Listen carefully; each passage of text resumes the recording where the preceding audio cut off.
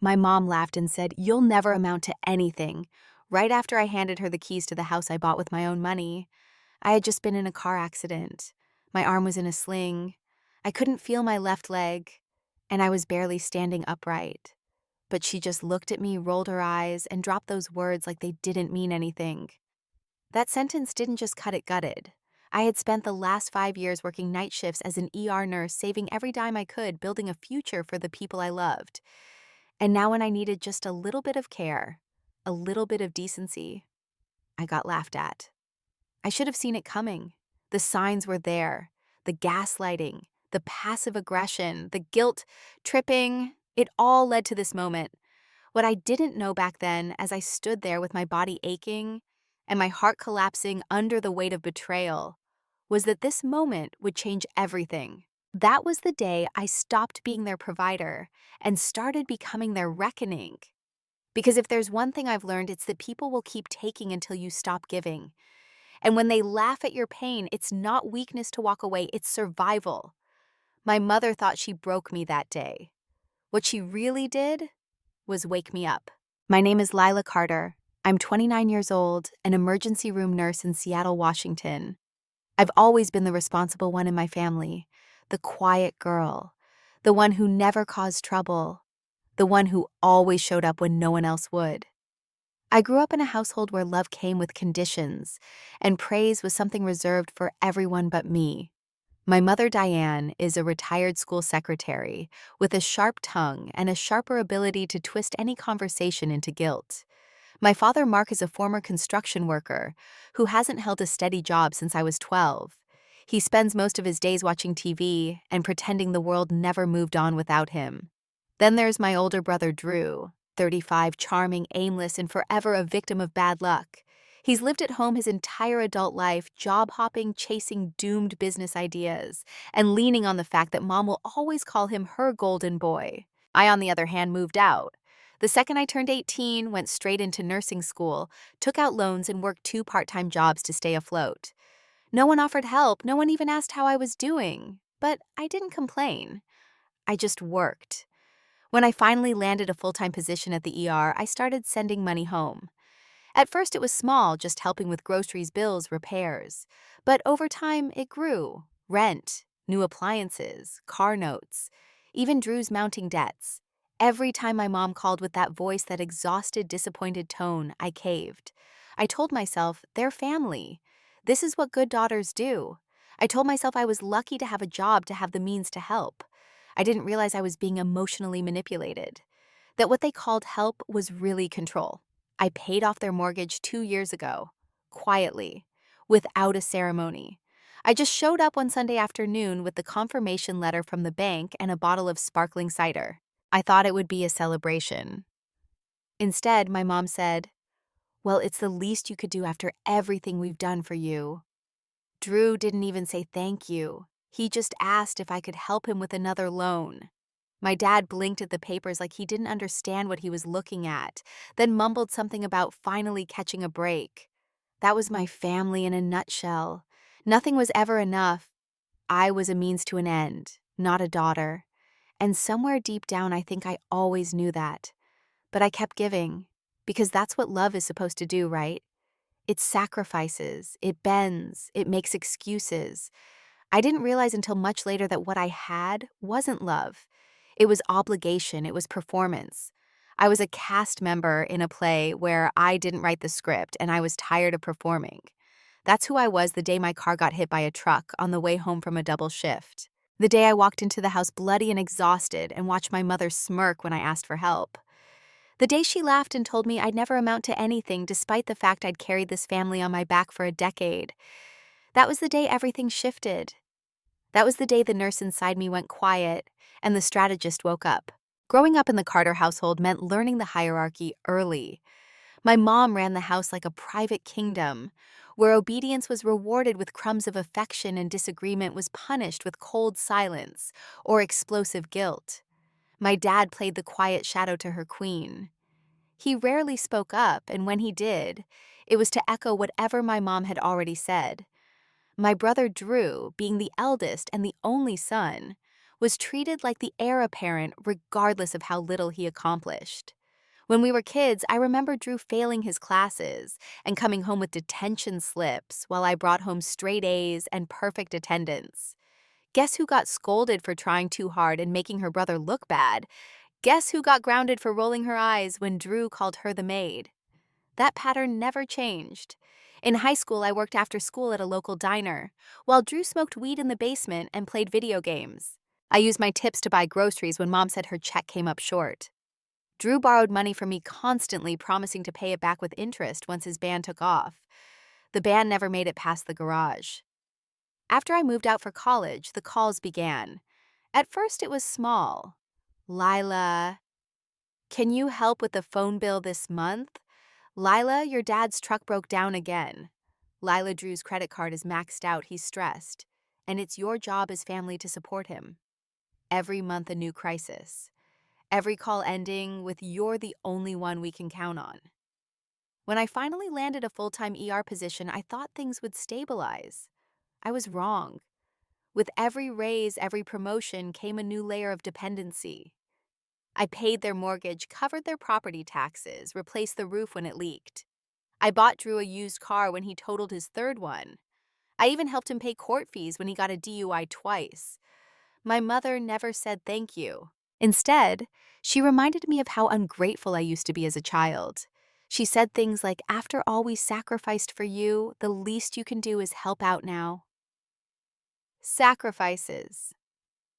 I used to wonder what she meant. The clothes she never bought me, the doctor visits she skipped, the birthdays she forgot.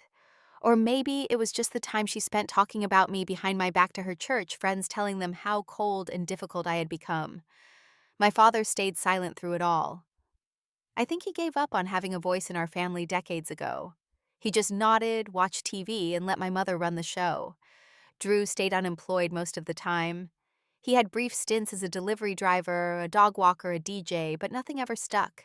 Every time he quit or got fired, Mom would say, "He's just not meant for the grind. Some people aren't made for 9 to 5. I guess I was. Because while Drew chased dreams, I was pulling double shifts dealing with trauma patients and watching people die under fluorescent lights. And I did it all while paying for 3 adults to live comfortably in a house they never earned. The irony. The house was mine. Legally, it wasn't at first. When I bought it 5 years ago, I was talked into putting it in my mother's name. "You're young," she said. "It'll help us get a better rate. It's just paperwork." I was too tired and too desperate for approval to argue. I signed everything she gave me, paid every cent. I had hoped that the house would bring us together, a fresh start, a way to build something permanent after so many years of resentment and instability.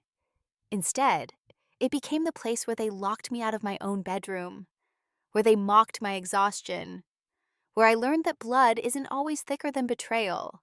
I told myself it was temporary, that if I just worked a little harder, gave a little more, proved myself again, they'd finally see me, finally value me.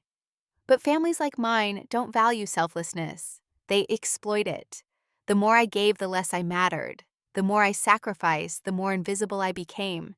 And when I finally needed them, not money, not favors, just kindness, they showed me exactly who they were.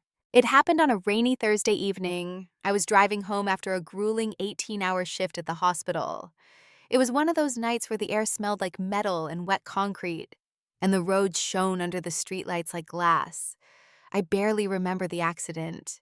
Just the screeching tires, the blinding headlights, and then the sickening crunch of steel folding into itself. When I woke up, I was in the ER, my own ER, with my arm in a sling. 2 fractured ribs, a dislocated shoulder, and a mild concussion. My coworkers took care of me like family. They cleaned the blood from my face, held my hand during the x-rays, even brought me soup from the cafeteria. After 2 days under observation, I insisted on being discharged. I didn't want to take up a bed someone else might need more. And besides, I had a home to return to, or so I thought. My discharge papers were barely signed when I took an Uber back to the house. I expected someone to greet me at the door, maybe ask how I was doing. Instead, I stood outside in the rain ringing the doorbell for 5 full minutes before Drew opened it half asleep, shirtless, and visibly annoyed. "You could have texted," he muttered, stepping aside. "No hug. No questions." No. Are you okay? I limped into the living room, my body throbbing with each step.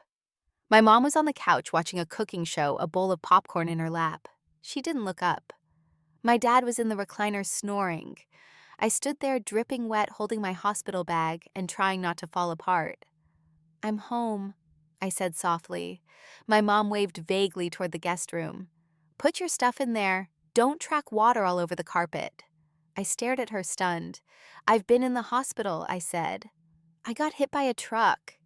You should be more careful, she replied without turning around. The insurance better cover it. We don't have money for emergencies. That's when something inside me cracked. I didn't say anything right away. I just walked to the kitchen, opened the cabinet for a glass of water, and realized it was empty. Not just of glasses, but of food.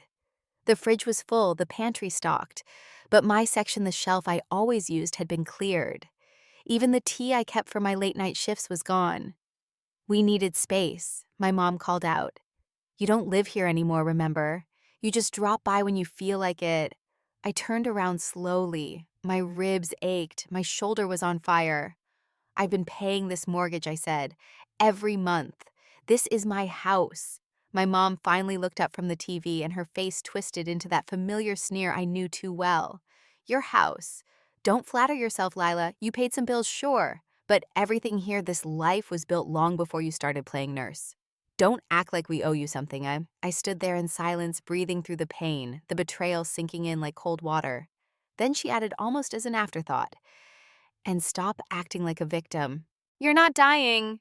It was just a bump. Drew laughed from the hallway. Yeah, you'd think she was paralyzed or something the way she's whining. I turned to him, my mouth dry. I was hit by a truck. We all have problems, he said with a shrug. Doesn't make you special. I walked back to the living room, my legs trembling. Can someone help me to my room? I asked quietly, ashamed to even need help. My dad didn't move. Drew sat on the stairs, scrolling on his phone. My mom grabbed the remote. You'll be fine. Don't be dramatic. You're tougher than that. I made my way to the guest room alone. Every step was agony. Every breath was war. I collapsed onto the bed, still wet, still shaking, and realized I had just entered the loneliest place I'd ever known, my own home. A place I had funded, supported, built with hope. And now all I had to show for it was a bruised body, a broken heart, and a family that didn't care if I lived or died. I lay there in silence, staring at the ceiling, and repeated my mother's words in my head. You'll never amount to anything. That's when I knew this wasn't my family. Not anymore. That night, lying in bed with my shoulder wrapped and ribs screaming every time I moved, I heard them talking in the kitchen. I wasn't supposed to hear. They thought I was asleep, or maybe they didn't care. Either way, the door to the guest room was cracked, just enough for sound to travel. She's gonna be out of work for a while, Drew said. That means no more extra money. Well, she better figure something out, my mom snapped. She doesn't get to slack off just because she got a few scratches. A truck hit her, Mom Drew said with a chuckle. A whole-ass truck. And she's still walking, isn't she? She replied. She's fine. She's always fine. She's built for this kind of thing, quiet, desperate to please, like a damn ATM with a pulse. I stopped breathing. The words hit harder than any collision I'd survived. ATM with a pulse. That's what I was to them. Not a daughter, not family, just a machine. I waited until the house fell quiet, until their footsteps retreated to their rooms and the hum of the TV dulled into background noise. Then I got up slowly, painfully, and opened my laptop. I pulled up my bank records, all the transfers I'd made over the past 5 years. The mortgage payments, the utilities, the grocery money, the debt I cleared for Drew. I screenshot everything. I created a folder titled Proof. Then I logged into the financial portal for the house. 2 years ago, I had insisted the mortgage stay in my name despite the deed being in my mom's. In case of emergencies, I had told her. I'd always been the one making payments, and at the time it made sense. Now it felt like divine intervention. I called my lawyer the next morning, Caroline. She'd helped me once before when I bought the house, quietly advising me to keep financial records of everything I contributed, just in case, she had said. Well, that case had arrived. Lila, she said when I explained what happened, do you want to go through with this? It's gonna get ugly. It's already ugly, I replied. I just want what's mine. Then let's start with the paper trail, she said. Send me everything. I did. Every document, every payment, every invoice I had signed on behalf of my family. It was all there, 5 years of silent sacrifice laid bare in numbers and receipts. That same day, I opened a new bank account. I rerouted my direct deposit. I canceled the auto payments for the utilities, the grocery cards, and the car insurance. I removed their access to my credit card. And for the first time in years, I let my phone ring when my mom called. No more pickups, no more guilt, no more damage control.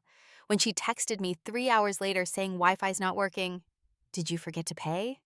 I stared at the screen and smiled. I typed, "Not my responsibility anymore." Then I turned off my phone. That was the beginning. The first real moment where I didn't just wish for boundaries, I built them. Not out of spite, not out of anger, but out of self-respect. My mother had once told me that family is forever. But forever doesn't mean unconditional submission. It doesn't mean being treated like a lifeline without a heartbeat. And as I watched the light flicker under the kitchen door as the realization of my withdrawal began to settle over them, like a slow fog, I felt a quiet shift inside myself. I wasn't angry. I wasn't sad. I was ready. They thought I was broken, but I was just getting started. For the next 2 weeks, I played the game. I smiled when they entered the room. I nodded politely during meals. I even offered to help Drew refill the car he never paid for. I was the same Lila they always knew, the obedient daughter, the quiet wallet, the fixer. Except this time, I was documenting everything, every interaction, every insult, every moment of neglect. I had my phone recording during dinner when Drew complained about me freeloading, even though he hadn't paid a dime of rent in 10 years. I recorded my mother calling me dead weight during a phone call with her sister. I kept the voicemail she accidentally left mocking my pathetic little nurse job and saying she should have had another son instead. Caroline and I met twice a week reviewing paperwork, outlining scenarios, collecting evidence. We started with the house. The deed had been transferred to my mother's name as a temporary arrangement, but I still held the mortgage, the taxes, the renovations. Caroline found a clause in the deed's transfer form, something my mom had overlooked, a reversionary condition, stating that if I provided 90% or more of the home's financial support for a consecutive period of 3 years, full ownership could be reclaimed. And I had 5 years. 5 years of receipts, bank statements, service invoices. Every water bill, every roofing estimate, every plumbing issue, I paid for it all. The house was mine, legally, morally, and financially. Caroline filed the first round of documents, quietly preparing the ground for a formal claim. But we both agreed we'd wait. Not because I wasn't ready, but because I wanted clarity. I wanted to be sure they were exactly who I suspected they were, that I wasn't overreacting, that I wasn't blinded by pain. I gave them one last test. On the third weekend after the accident, I staged a small fall. I waited until they were in the kitchen, then limped dramatically down the hallway and let myself stumble against the wall. It wasn't hard to fake. My ribs still hurt. My balance wasn't perfect. The noise was enough to make the pictures on the wall shake. No one came. I waited half sitting on the floor listening for footsteps. My mom called out from the other room, "Can you keep it down? We're trying to watch something." That was it. No concern, no footsteps, not even curiosity, just irritation. That was the final piece I needed. That night I spoke with Caroline again. "We move forward," I told her. "They've made it very clear where they stand. Then we'll have the notice of reversion ready in 48 hours, she said. I asked her to send it by courier, signed and notarized with a professional server to deliver it by hand. No room for misunderstandings, I added. I didn't tell my family anything. I went to bed early. I smiled when they passed in the hallway, and I kept my tone soft and sweet. Because sometimes revenge isn't fire. Sometimes it's calm water rising quietly until the entire foundation gives way. I also started packing my valuables, not everything, just the irreplaceable things. My birth certificate, my degrees, my nursing license, my journals, photographs of me and my grandmother, one of the only people who ever made me feel truly seen. I put it all in a small suitcase and kept it under the bed. Insurance, Caroline had called it. "They're going to panic," she warned. "Let them," I replied. "They should." I began transferring utility accounts back into my name quietly without notice. I flagged their Amazon accounts and changed the passwords to the Prime subscription I paid for. I removed my card from every shared streaming service, every subscription, every account they'd freeloaded off of. And I left a trail. Not to be cruel, but to make sure they knew the life they'd built on my back was about to collapse. Then I sat back and waited. Because when you've spent your whole life being the background character in your own story, the most powerful thing you can do is step into the lead. It started on a Tuesday morning. The courier knocked on the door at exactly 9:00 a.m. Crisp, black blazer sunglasses, clipboard in hand. I was sitting at the kitchen table sipping tea, and my mother was sorting through mail while Drew scrolled through his phone like it owed him money. The knock startled her. "Who's that this early?" she muttered, standing. I didn't answer. I just sipped. She opened the door, signed the form, and took the envelope. As she walked back toward the kitchen, she flipped it over, frowned at the legal insignia, and paused. "Lila," she said slowly, eyes narrowing. "What is this?" I looked up at her and smiled. "Why don't you read it?" Her fingers trembled as she opened the envelope, unfolded the document, and scanned the contents. Her lips parted, but no words came out. "What the hell is it?" Drew asked, getting up. My mom's voice came out dry. "It's a property reversion notice. In English, please," he snapped. I stood. "It means this house is mine, officially, legally, as of now." Drew laughed. "You've got to be kidding me." I turned to him. "Do you want me to read it out loud?" I picked up the second copy and began pursuant to Clause 7B of the deed transfer filed on March 18, 2018, and supported by documented financial contributions exceeding 90% over a period of 60 consecutive months. Full legal ownership of the residence at 427 Mayfield Street hereby reverts to Lila Carter. My mother dropped into the nearest chair, the papers clutched in her hands like they were burning. "You planned this," she whispered. "You sneaky little thing." I looked at her calmly. "I planned survival. You planned entitlement." Drew stepped forward, his tone rising. "You can't just kick us out. This is our home. We've lived here for years. Years I paid for," I said. "Every light bulb, every grocery run, every repair, every emergency, every missed payment. All mine. I didn't do it for thanks, but I sure as hell didn't do it to be treated like a parasite." My mom's face twisted. "You were always ungrateful." "No," I said. I was quiet. "There's a difference." Drew slammed his hand on the table. "Where are we supposed to go, Lila? You think we have savings? You think we can just move out? That's not my problem anymore," I said slowly, deliberately. "You have 30 days, legally. After that, I'll file for a formal eviction." "You can't be serious," my mom croaked.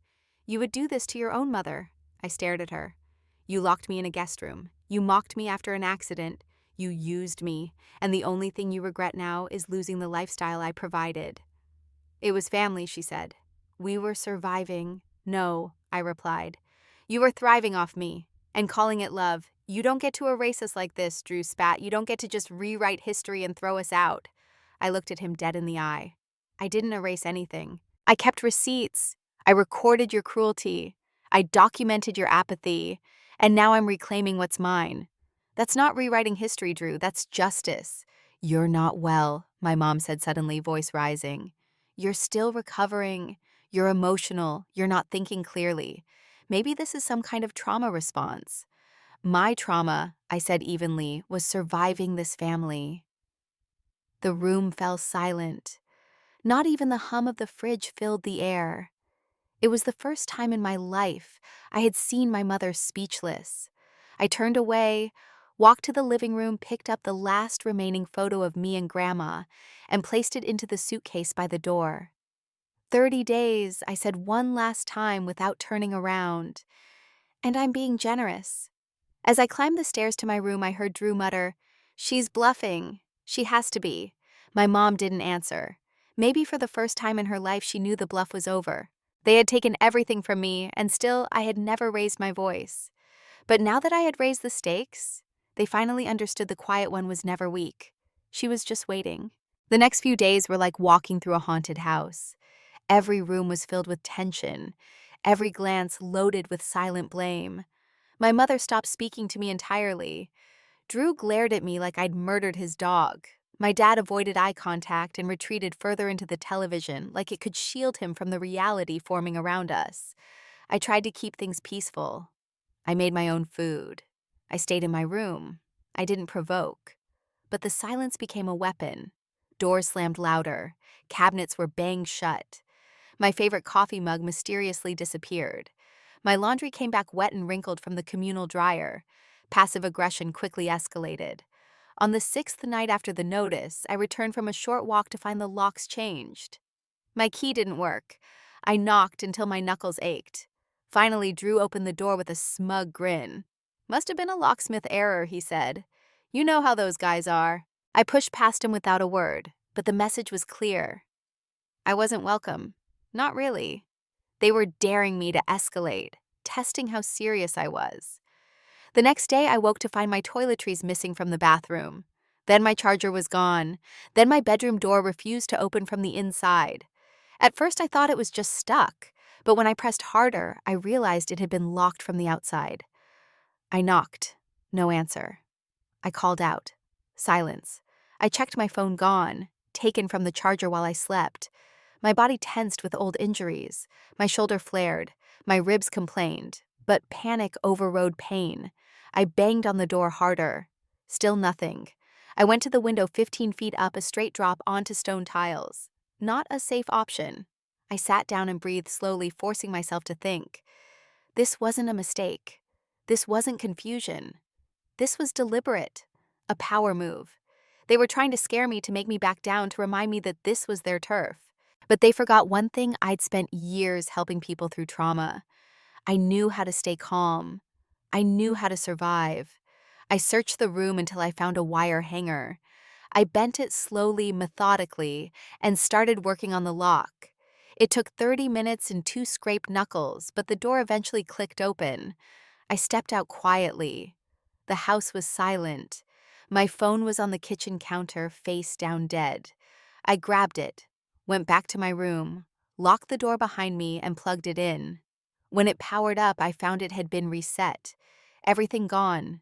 Photos, notes, voice recordings, messages. Erased. I didn't scream, I didn't cry. I opened my laptop and sent an email to Caroline. They've crossed the line. I want to move faster. Then I emailed my best friend Mia, a paramedic I'd known since nursing school. Call me. Urgent. She responded in less than a minute. I told her everything. The lock, the phone, the erasure. That's illegal, she said. That's unlawful confinement and tampering with personal property. I know, I whispered. Can you help me file a report if I need to say the word? She said. I'll come get you myself. I nodded, even though she couldn't see me. Then I sat on the floor of my room, back against the door phone in one hand, pepper spray in the other, and waited for morning. I wasn't afraid. I was awake. Morning came wrapped in silence. But underneath it, I could feel the house shifting, like everyone was holding their breath, waiting to see what I'd do. I didn't say a word to anyone. I dressed slowly, packed my bag, and walked out the front door without looking back. I took an Uber to the precinct. It was time to stop pretending I was safe. At the station, I filed a report for unlawful confinement and digital tampering. I gave the officer my name, explained the situation, showed proof of my mortgage payments, the deed reversion notice, and described how I had been locked in my own room. The officer, a woman named Ramirez, took it all in with a calm professionalism that felt like oxygen. Do you feel safe returning to the property? She asked. Not without witnesses, I said. Or support. We can send a unit if needed, she offered. Let us know. I nodded, grateful. Then I called Mia. I'm coming back, I told her, but I'm not walking in alone. She drove me back herself. We pulled into the driveway around 3:00 p.m. The house looked the same, but everything about it felt different. I could see Drew's car, my dad's truck, curtains drawn, like the house was pretending nothing had happened. But I wasn't pretending anymore. I walked to the front door. Mia stood beside me. I rang the bell. Drew opened the door, immediately defensive. What now? He snapped. We were trying to rest. I'm here for my things, I said evenly. And to make one thing clear, you pull that lock stunt again, I'll press charges. You're bluffing, he said, folding his arms. Go ahead, I said, pulling a folded copy of the police report from my bag. This is on record now. You want to push me, I will bury you in paperwork. You can't threaten us. My mom's voice came from the hallway. That's harassment. What you did to me was unlawful confinement, I said. And that phone you wiped tampering. You think I won't take this to court? Try me. My dad appeared behind her, silent as ever, watching, saying nothing, always nothing. You're tearing this family apart, my mom said. No, I replied. You did that the moment you treated me like a stranger in the house I bought. I turned to Mia. Let's go. We walked through the house. I grabbed my documents, backup drives, a box of emergency supplies. Then I opened the drawer where I kept the second key, the master copy of everything legal. Deed reversion, mortgage log, financial history. I placed it in my bag and turned to Drew, who was watching me like a man watching a fire grow in his living room. Clock's ticking, I said. 24 days left. You think you're strong now, he said, but you're just bitter. Angry, that's all. Maybe, I replied. But bitter people don't forget, and angry ones, they change things. I walked out with Mia behind me, the air clearer with every step I took away from them. This time I didn't cry. I didn't shake. I wasn't a victim anymore. I was building my case, stacking my truth, and they were giving me all the proof I needed. 3 days later, the final piece of the plan slid into place. Caroline called at noon sharp. It's time, she said. The paperwork is complete. We're moving forward with full enforcement. All right, I said steady. Do it. She filed the legal motion for immediate possession, citing breach of reversion terms, evidence of hostile environment, and recent acts of intimidation. She included my police report, bank statements, and witness testimony from Mia. But the twist wasn't just legal, it was strategic. Caroline had quietly contacted the local courthouse and scheduled a property mediation session, something my family wouldn't be able to ignore once they received the summons. That Friday, a process server delivered the documents to my mother Drew and my father. 3 separate envelopes, 3 signatures, no room for denial. Inside was the final declaration they had exactly 14 days to vacate the premises or face a formal eviction with court costs and public record exposure. I was at Mia's when the first phone call came. My mother. I let it ring, then Drew, then my father, his first call in years, all unanswered. That evening, my inbox exploded. Long-winded emails, emotional texts. My mom's message read, "You're destroying our reputation. You don't know what this will do to us." I stared at the screen, then typed, "You should have considered that before you tried to destroy me." That night, Drew showed up at Mia's building, pounding on the lobby glass. "I just want to talk," he yelled. Mia called the police. He left before they arrived. The report was logged. Caroline filed it under escalation. We were building not just a legal case, but a pattern. 2 days later, during mediation, I walked into the room wearing a navy blazer, hair pinned back, documents in hand. My family looked disheveled. My mom's eyes were red. Drew refused to meet my gaze. My father sat like he wasn't even sure where he was. The mediator, a stern woman in her 60s, opened with introductions. Then she turned to me. "Miss Carter, you filed for full legal possession. Please summarize your claim." I stood calmly and began. I purchased the house with my own income, contributed over 95% of all expenses for 5 consecutive years, and provided financial support to all residents, including paying off debts and covering living costs. Despite this, I've been subjected to emotional mistreatment, confinement, and digital sabotage by those living in the home. These actions violate the original gift agreement and fulfill the conditions for legal reversion. The mediator nodded. And you have documentation? Yes. Bank records, police reports, witness statements, and legal filings. She turned to my family. Do you dispute the financial contributions? Silence. My mom glanced at Drew. My dad looked at the floor. Do you dispute the hostile environment? More silence. The mediator looked at me. You have grounds for enforcement. She scribbled notes. I'll process the recommendation today. As I gathered my things, my mother whispered, "We didn't think you'd actually do this." I leaned in, low and even. That's always been your mistake. Thinking quiet means weak. I walked out before she could respond. That night, Caroline called to confirm the recommendation had been accepted. They had 11 days to leave. If not, we'd move forward with eviction court officers and public record documentation. It was no longer a family issue. It was law. The final week arrived like a slow-moving storm. Cardboard boxes began appearing near the front door. I wasn't living there anymore. I'd officially signed a short-term lease near the hospital, but I drove by twice a day. Not to threaten, not to gloat, just to witness, to ensure they followed the rules, to be present. I didn't speak. I didn't help. I watched as Drew huffed and slammed car trunks, as my mother barked orders through gritted teeth, as my father shuffled around like a ghost in his own life. The arrogance had evaporated. So had the entitlement. All that remained was exhaustion and quiet panic. On the 10th day, I walked in with the final letter from Caroline notice of inspection and final surrender of property. My mother sat in the kitchen holding a chipped mug she never let anyone else use. She didn't look up. "Is there anything you want to say before we go?" she asked, her voice low and dry. "No," I said.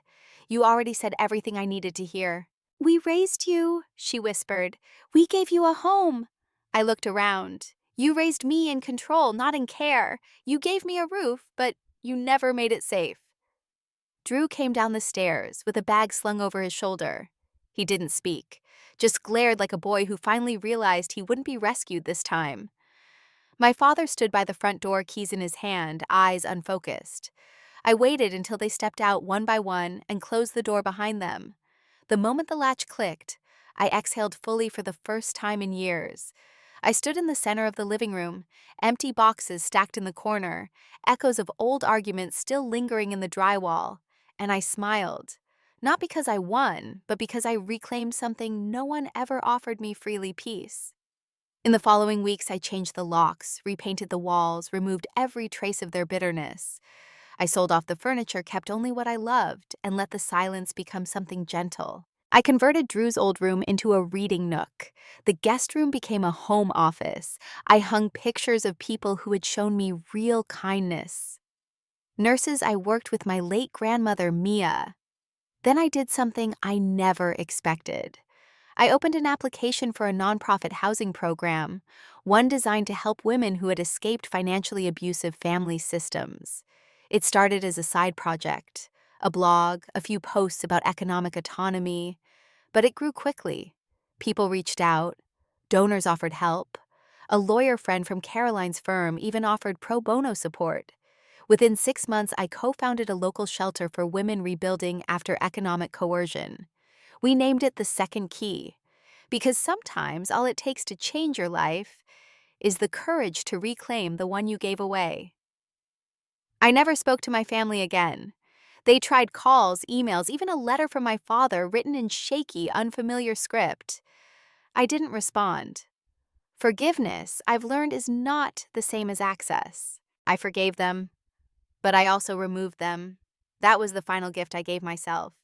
And every morning when I sip tea in a sunlit room filled with quiet, I remember the girl who once stood bleeding in the rain while her mother mocked her, and I thank her for standing up. They say blood is thicker than water, but what they don't say is that sometimes blood turns toxic. Sometimes the people who should love you the most are the ones who teach you how to survive by not loving you at all. I used to believe family meant forever, that no matter how they treated me, I owed them loyalty, that love meant sacrifice, and sacrifice meant silence. But silence is not virtue when it enables abuse, and love does not mean handing over your dignity like it's a favor. The truth is, boundaries are a form of love, for yourself, for your peace, for your future. I learned that kindness without limits isn't noble, it's dangerous, because people don't always change when you give more.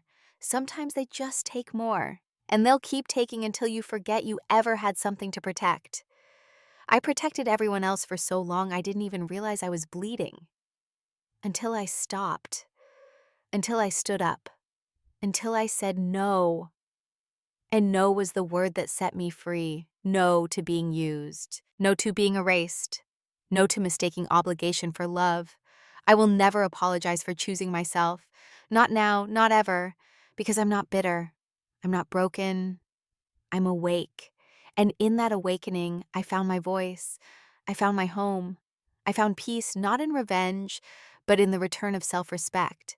This wasn't a story about turning cruel. It was a story about turning inward, about realizing that the person I kept trying to prove myself to my mother, my brother, my father was never going to see me clearly. But I saw me. And now every decision I make is not out of guilt or fear, but out of clarity, out of worth. The girl they laughed at became the woman they lost, and I have never felt more whole.